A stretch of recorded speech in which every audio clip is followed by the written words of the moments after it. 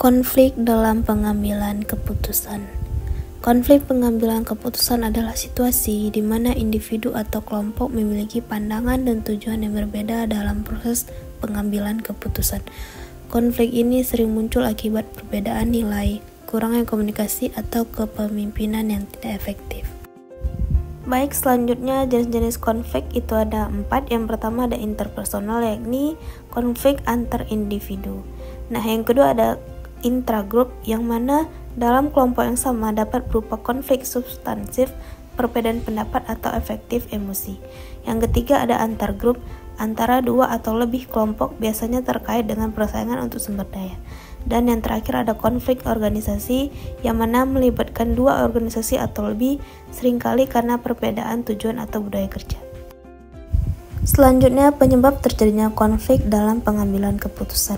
Yang pertama yang pasti adalah perbedaan tujuan.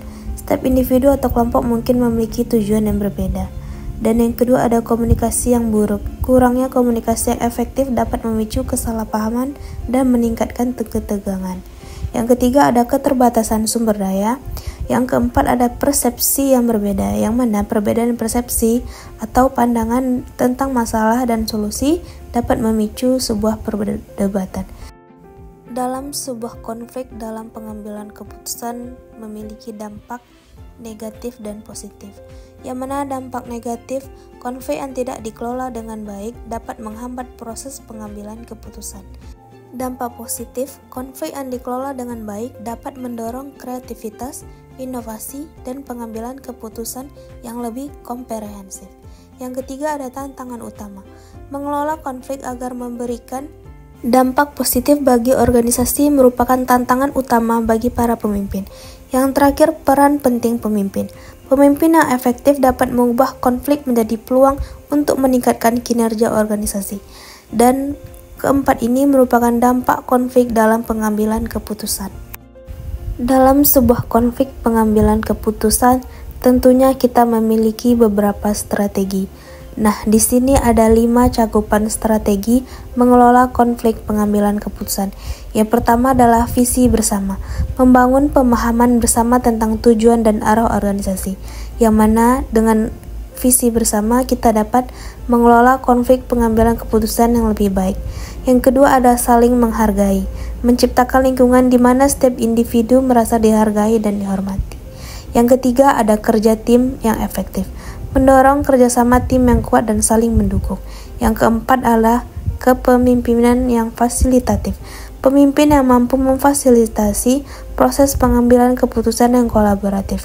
Dan yang terakhir adalah budaya inovasi, menanamkan budaya yang mendorong kreativitas dan pengambilan risiko yang tepat.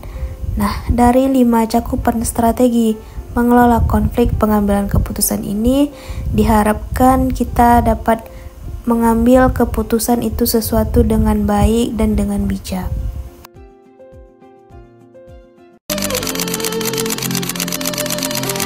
Perang 2 kelompok warga di distrik Kuamki Narama, Timika, Papua masih terjadi. Perang antar suku antara warga Kabupaten Duga dan Kabupaten Lanijaya kembali terjadi. 2 kelompok suku di distrik Kuamki Narama, Timika, Papua terlibat perang pada bentrok antar suku yang terjadi di distrik DKI Kabupaten Yahukimo, Papua. Diduga karena ada warga Duga yang dibunuh oleh warga Lanijaya. Tewasnya Bupati Yahukimo Abok Busuk diduga menjadi penyebab perang antar suku ini. Sejumlah rumah hancur dan 2 rumah lainnya dibakar. Menewaskan 6 orang. Sebanyak 41 orang luka-luka dan kini tengah mendapatkan perawatan medis di Rumah Sakit Yahukimo.